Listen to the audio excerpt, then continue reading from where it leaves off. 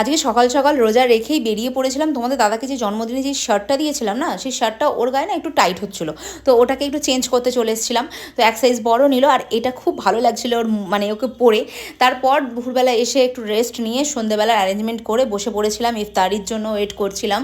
আর আজকে হঠাৎ করেই দেখছিলাম বাইরে বৃষ্টি হচ্ছিল, ওয়েদারটা এত সুন্দর লাগছিল যে কি বলবো। এখন ইনায়া না অনেক বড় হয়ে গেছে, হাতে হাতে অনেক কাজ করে দেয়, ছোট ছোট জিনিসগুলো বেশ করে, যেগুলো বেশ ভালো লাগে। আর আজকে তোমাদের দাদা এই চিকেন পপকর্নটা নিয়ে এসেছিলো, যেটা আমার ইফতারির সময় খেতে, মানে ইফতারির পর যে চা খাবো, চায়ের সাথে খেতে আমার খুব ভালো লাগে।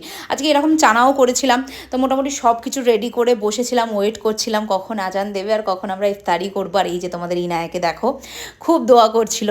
আর ইনায়াকে দেখতে কেমন লাগছে অবশ্যই কিন্তু তোমরা কমেন্ট করে জানাবে।